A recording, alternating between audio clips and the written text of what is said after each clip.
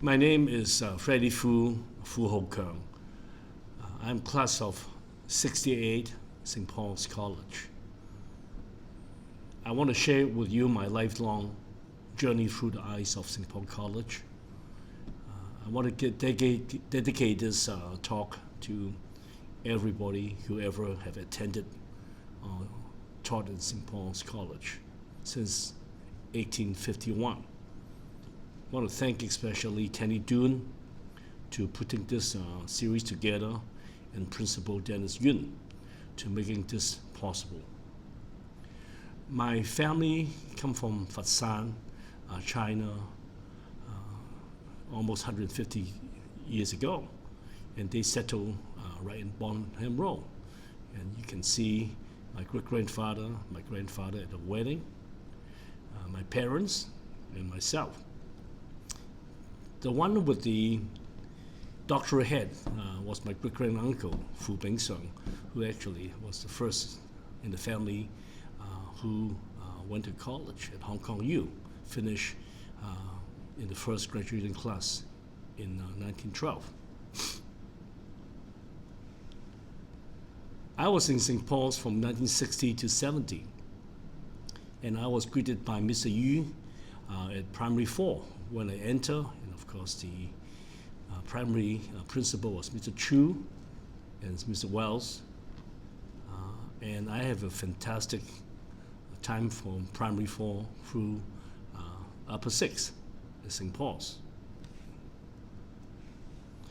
The highlight for myself was when we won the Hong Kong Grade A High School Basketball Championship with a perfect unbeaten season, winning both the regular season and the playoff. We scored 100 points in 3 of our wins, which is almost unheard of even in today high school basketball. You can see many of our teachers from left to right: Vice Principal Song, Mr. Yun, Mr. Drick, Head Coach Kenneth Ng, and Mr. Derek Tu, and the whole team that won the championship. With the help of Mr. Jeff Emerson and Mr. Drake, I was advised to go to school in America, in Hanover, New Hampshire, which is an Ivy League college.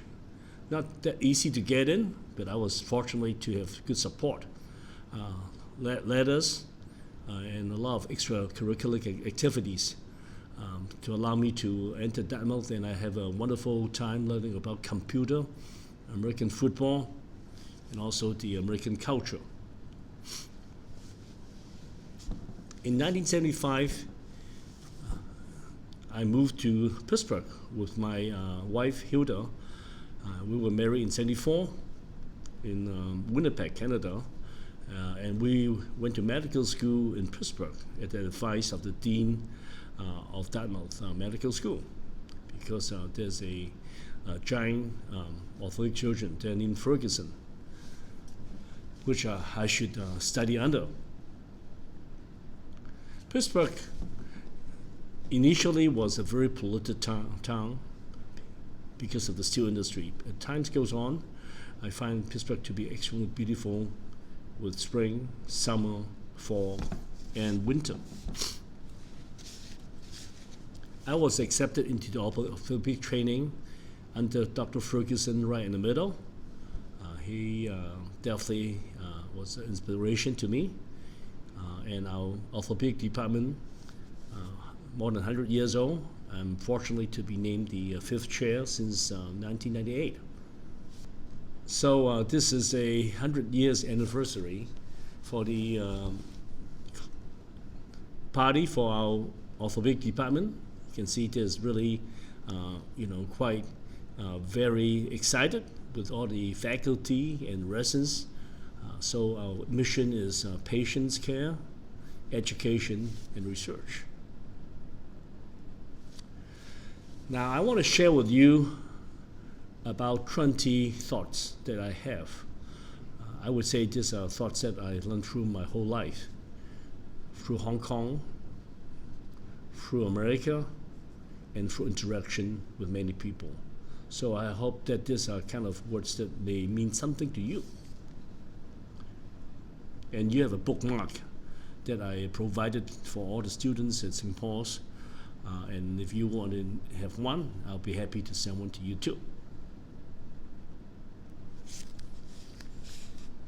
Steve Jobs, one of the greatest visionaries of our time, once said, "The only way to do great work is to love what you do. If you haven't found it yet, keep looking, don't settle." Having a passion for enjoying what you do is ultimately paved the way to happiness and for self-fulfillment. Look at our two alumni here. Chan Ga-lin, who's a professor of music composition in Toronto, and Leo Chan, who is also in Toronto and is a master teacher and chef. We could never imagine when we were in St. Paul's they will choose this particular profession, but they absolutely have a lot of fun with that. Mentors are a crucial part of your development as a person. There are many people around you who can help you, and you should not be afraid to ask. And in 1963, you can see Mr. Speak right in the middle, our principal with all our teachers. Those are our mentors at that time, plus even our students, maybe the upper class students, mentors also. So there are many people that you can seek after in St. Paul's. Now you can see these mentors we met many, many years later, 40, 45 years later. And the mentors, still our mentors, also become friends in our 2011 160th anniversary dinner. Over the next few years in school, you will develop lifelong friendship with your classmates and teachers. No matter who you are, what you have done, and how you got there, there will be good times and bad times, high times and low times. Years from now, you will still look to your friends for support. Now, talking without speaking, hearing without listening is the lyrics from the song Song of Silence. It was released by Simon & Garfunkel in 1966. And it was a song for the movie The Graduate, featured Dustin Hoffman. I think for all of you, it's critical to develop good communication skills. This includes the ability to listen, reflect, and empathize with your friends, colleagues, and your workers. This is something in now our age of cell phone, computer, we cannot really miss this kind of communication skill. Multitasking is something that people talk about and are proud to emphasize that I can do many things at the same time. But it's only a unique talent given to about maybe less than 1% of individually. In reality, multitasking is overrated. Be highly attentive to one task at a time may be the most important skill to emphasize. Focus and efficient. So those are my two classmates. On the left is Lo Tin Hoi, and on the right is George Low. And they are both master photographers. Look at the picture they took. It's really highly focused. In fact, both are, award-winning photographer. And George Long's picture of the fighting bald eagle won first place Canada National Award in the 2015 Sony World Photographer competition. IQ versus EQ. I think all of you know what is IQ. You're very smart. You want to get into the best school. But however, EQ is what I call the empathy quotient or emotional quotient. It is the means by which we can connect with those around us. I think it's important to have honest, trustworthy, and protective exchange with people. Much like Kenny Doon, our classmate, in a very young age, he already connected everybody with the music he performed back in '67 with John Dickman and Chen Weiping, right in this hall. Later, he went to MIT and Stanford, and actually, he was so successful and smart that he retired 10 years ago, and now his main task is putting the Singapore boys, 68, together, like organizing this particular lecture today in the school. We live in a digital world today.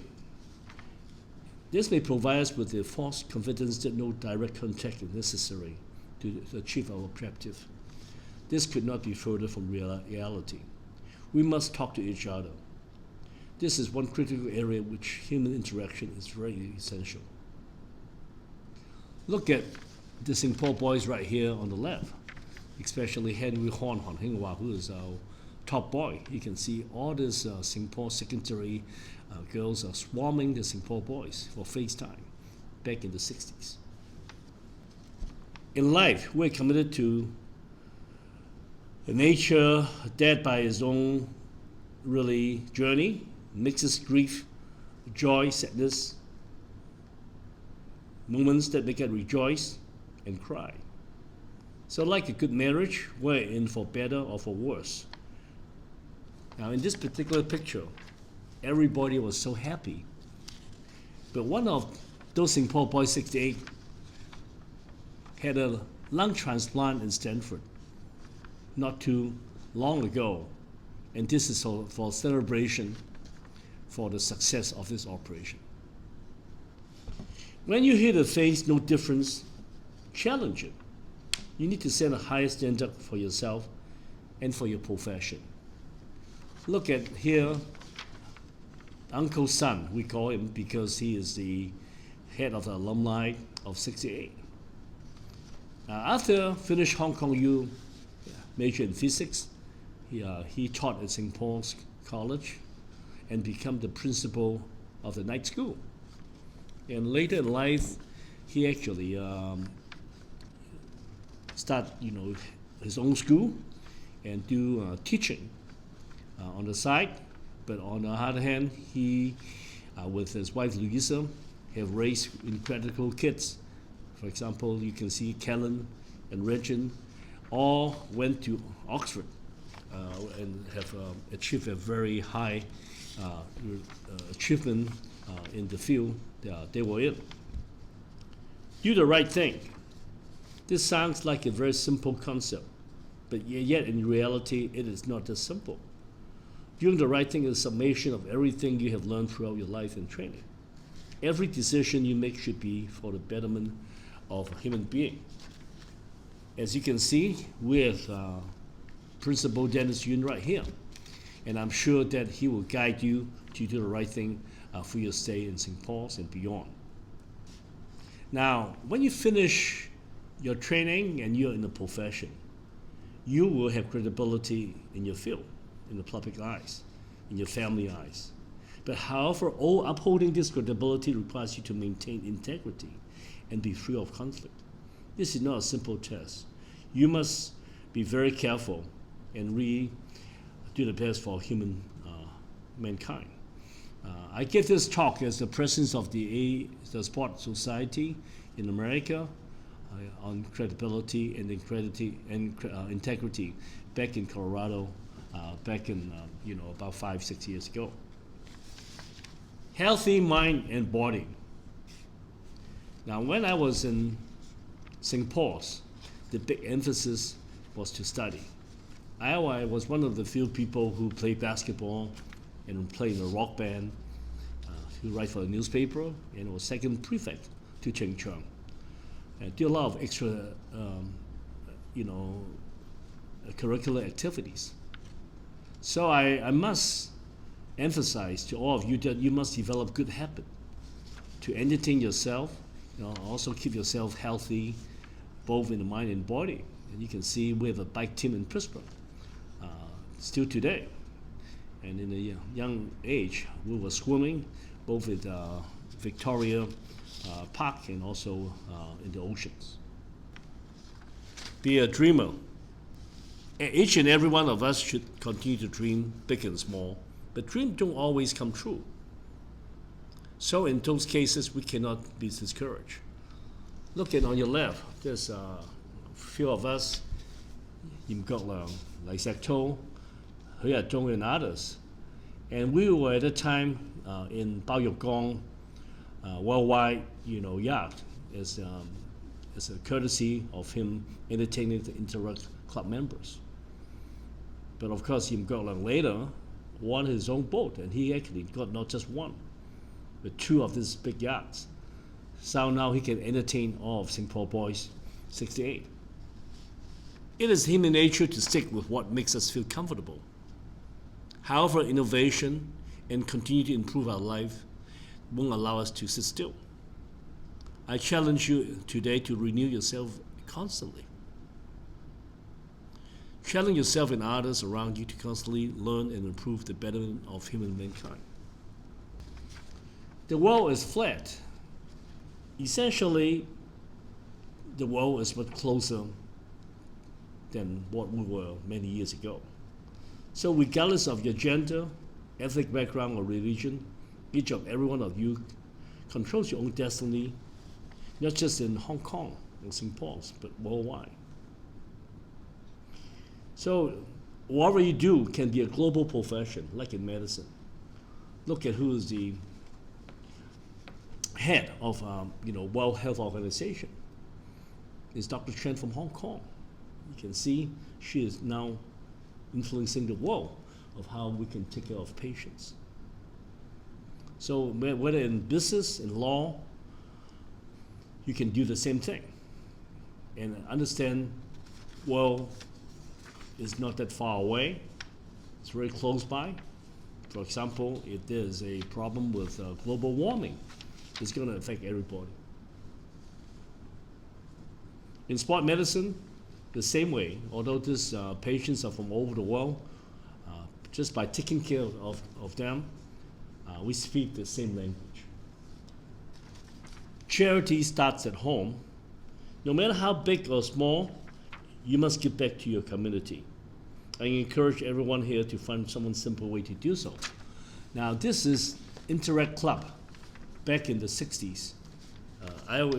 You can see in the middle is Stephen Kwan Ka-ling, who was president at the time, and I was behind and I became president to follow Kwan Ka-ling.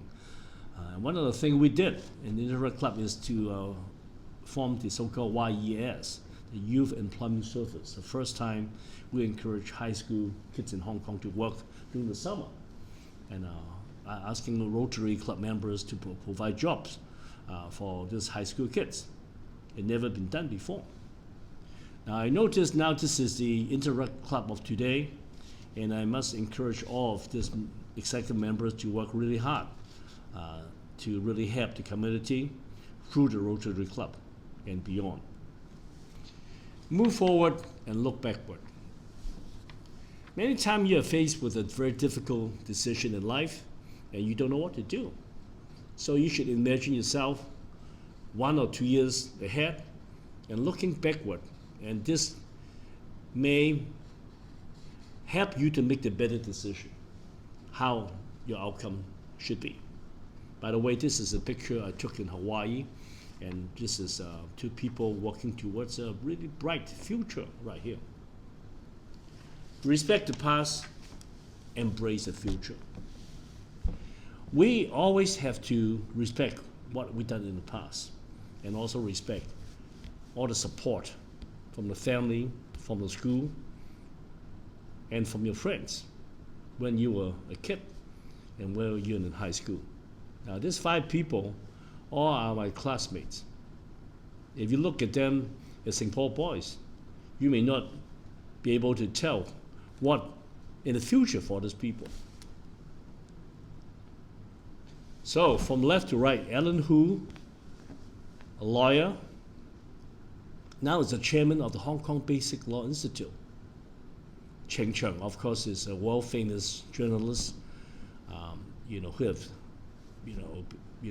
did a lot of wonderful things, wonderful articles about China, about Hong Kong. Michael Ng Queen, Harvard-trained political scientist, now a professor in California. Wang Kam Chao, or Boo, we call him. he is a lawyer, also a policeman, and he's an expert in law and criminology, work in Cincinnati. And Ma Hao Fai, who is on the board of St. Paul's College, is a lawyer, is a deputy of the National People's Congress. And I'm sure there's 5 gentlemen with the background of the past really help us for the future. I always admire nature. Frank Lloyd Wright was a very famous architect from North America. In 1936, he built this wonderful home for a very wealthy industrial around Pittsburgh area. This is called the Falling Water. And this is probably the first idea of greening of a house.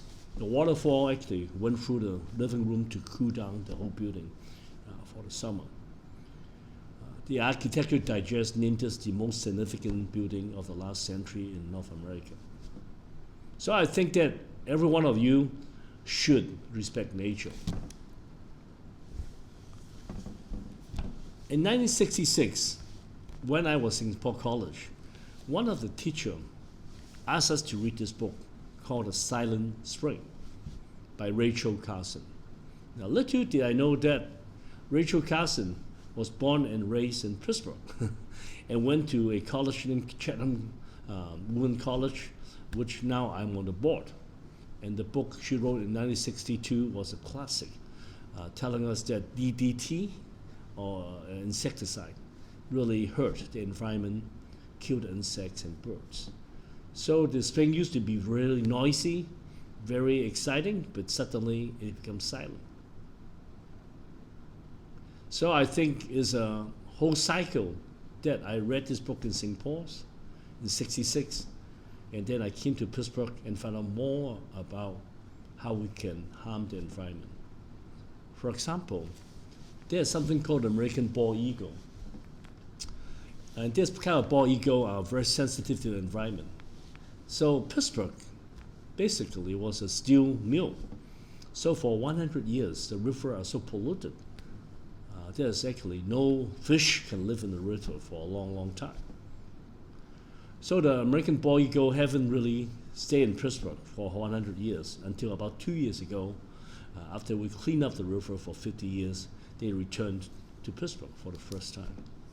So if you harm the environment, you may never get it back quite normally, and if you get it back, you may get a fraction of what it is. So all of us have to think about a future for our children, about this problem facing us. Lastly, home is the most important base that you will have in reaching out to your profession. You can never replace your family. Remember all of the birthdays, anniversary, and school events. Spend time with them. They should always be number 1 in your book. And I'm happy to tell you I have 2 children and 5 grandkids. And they are my pride and joy together with my wife, Hilda. I want to congratulate all of you to have picked St. Paul's College as your school. I really believe St. Paul College have the strategy for success with the 3 elements of harmony, as put forward by Manji many years ago. So we have Tinsi, heavenly endowment; Daylay, territorial advantage; and Yanmo, interactive harmony. I believe St. Paul College possess all those 3 qualities, enable all of you to have all the success in your life. Looking back all these pictures really make me sometimes have a very deep feeling about my journey through St. Paul's College. All the classmates, many of them we still keep in contact. Some of them have passed away also. As you look through the years, all for each and each for all, you can see Wang Gamjiao there. You can see Si Ming Gin swimming in Vancouver, Lo Tin Hoi with his exhibition of photographs in Hong Kong, and there's Jim Gokla with Sun Jiang Wei, Qing Cheng, and like I told myself, at CCC in Hong Kong. And of course, we love Serena.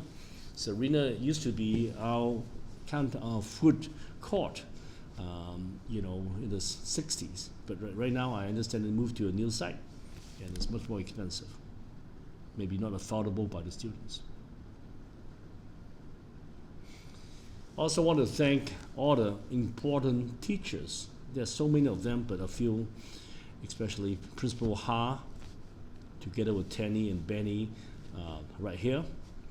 And you can see Mrs. Moses Wu, who is a legendary music teacher, who wrote this song off the St. Paul College school song. And with that, I'd like to have you hear what the late Moses Wu had written for us.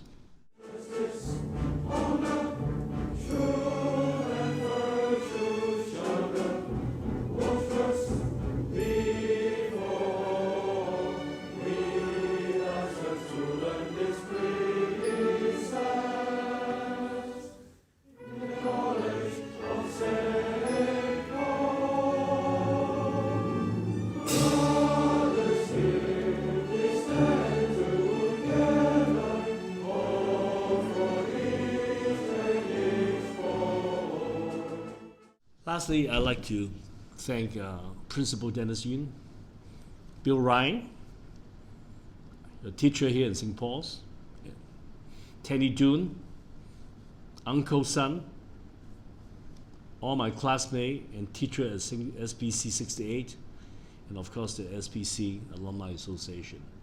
It is my privilege to be able to address all of you at this chapter 1 of the alumni speaker talk.